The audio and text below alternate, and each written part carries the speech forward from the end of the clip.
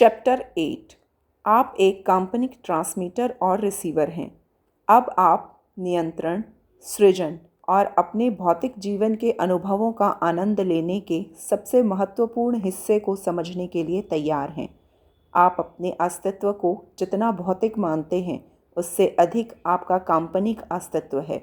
आपसे संबोधित होते हुए वे आपको अपनी आँखों से देखते हैं, आपको अपने कानों से सुनते हैं, लेकिन आप अपने आप को उनके व ब्रह्मांड के समक्ष उससे कहीं अधिक प्रभावी ढंग से पेश करते हैं जिसे देखा या सुना जा सके।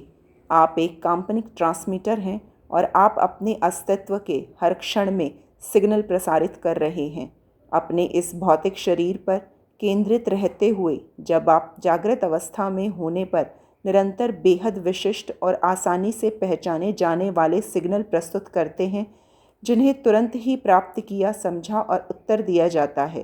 तुरंत ही आपकी मौजूदा व आगामी परिस्थितियाँ उस सिग्नल की प्रतिक्रिया स्वरूप परिवर्तित होने लगती हैं जिन्हें आपने अभी प्रस्तावित किया है, और इस तरह संपूर्ण ब्रह्मांड बिल्कुल अभी उससे प्रभावित हो जाता है जिसे आपने प्रस्तावित किया है। आप वर्तमान पर केंद्रित शाश्वत व्यक्तित्व हैं। आपका संसार, वर्तमान और भविष्य उन सिग्नलों से प्रत्यक्ष व विशेष रूप से प्रभावित होता है जिन्हें आप प्रसारित करते हैं। आपके वास्तविक स्वरूप का व्यक्तित्व वस्तुतः शाश्वत व्यक्तित्व है, लेकिन आप इस समय जो हैं और आप इस समय जो सोच रहे हैं, वह ऊर्जा को उस जगह केंद्रित करने का कारण बनता है जो बेहद शक्तिशाली है। आप अभी जिस ऊर्जा पर केंद्रित हैं, यह वही ऊर्जा है जिसने संसारों की रचना की है, और इस क्षण में आप अपने संसार की रचना कर रहे हैं। आपके भीतर एक अंतर्निहित व सुबोध मार्गदर्शन प्रणाली मौजूद है, जिसमें ऐसे संकेत हैं जो आपको अपने सिग्नलों के साथ ही आपकी केंद्रित दिशा के शक्ति व बल को समझने में मदद करते हैं। और सबसे महत्वपूर्ण, यह वही मार्गदर्शन प्रणाली है जो आपके अपने चयनित विचार के स्वयं ऊर्जा धारा के साथ तालमेल को समझने में मदद करते हैं। आपकी भावनाएं आपकी मार्गदर्शन प्रणाली का प्रतिनिधित्व करती हैं। दूसरे शब्दों में, आप जैसा महसूस करते हैं वह स्रोत के साथ और आपके जन्म से पहले के तथा वर्तमान उद्देश्यों के साथ आपके तालमेल का वास्तविक सूचक है। आपके प्रबल विश्वास पहले सहज विचार ही थे। आपके द्वारा विचार किया गया प्रत्येक विचार आज भी मौजूद है, और जब कभी आप किसी विचार पर केंद्रित होते हैं, आप अपने भीतर के इस विचार के कंपन को सक्रिय कर देते हैं।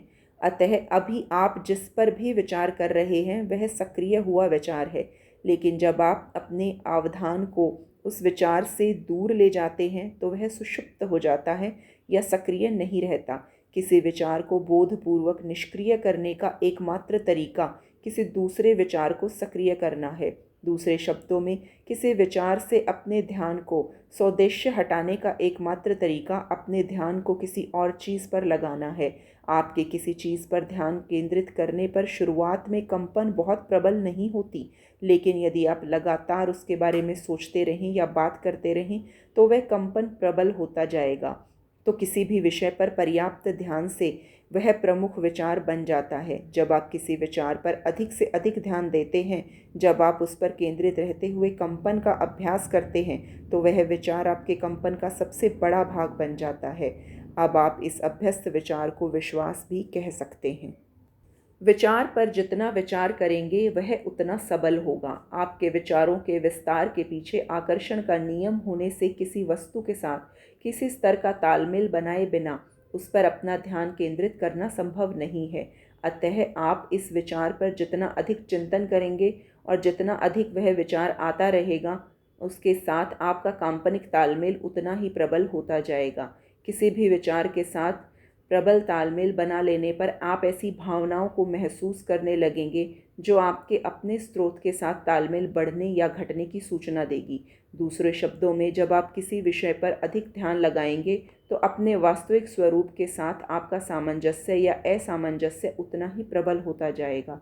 यदि आपके ध्यानार्थ विषय का आपके अस्तित्व के स्रोत के साथ अच्छा तालमेल होगा, तो आपको अपने विचारों का यह सामंजस्य अच्छी अनुभूतियों के रूप में महसूस होगा।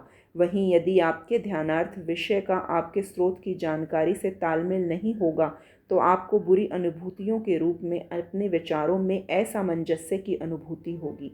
इस पर ध्यान देना इसे आमंत्रित करना है। आप अपने जिस भी विचार पर ध्यान केंद्रित करते हैं वह विस्तारित होकर आपके काल्पनिक मिश्रण का बहुत बड़ा हिस्सा बन जाता है। फिर चाहे वह विचार किसी वस्तु का हो जो आपको चाहिए या ऐसी वस्तु का जो आपको नहीं चाहिए, आपका उस पर ध्यान देना उसे आपके अनुभव में आमंत्रित करेगा। यह ब्रह्मांड आकर्षण आधारित है, इसीलिए इसमें अपरिवर्जित कुछ नहीं होता, हर चीज़ समाविष्ट होती है। अतः जब आप कुछ ऐसा देखते हैं जिसका अनुभव लेना चाहते हैं, उस पर केंद्रित रहें, तो उसके लिए हाँ करते हुए चिल्लाने से आप उसे अनुभव में शामिल कर सकते हैं।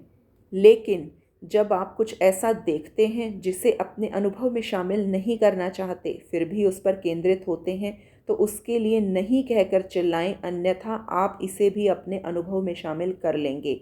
आप इसे अपनी हाँ द्वारा आमंत्रित और न द्वारा अपरिवर्जित नहीं कर सकते, क्योंकि इस आकर्षण आधारित ब्रह्मांड में कुछ भी अपरिवर्जित नहीं है।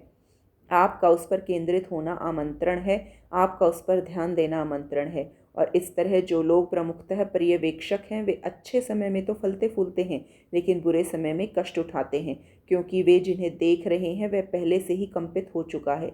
चूँकि वह जो देख रहे हैं वह पहले से कंपित हो रहा है, और जब वे उसे देखते हैं वे इसे अपनी काल्पनिक चेष्टाओं में शामिल कर लेते हैं, और चूंकि उन्होंने इसे इस्तेमाल किया है तो ब्रह्मांड इसे उनके आकर्षण बिंदु के तौर पर स्वीकार कर लेता है और इसे और अधिक सारभूत बनाने लगता है।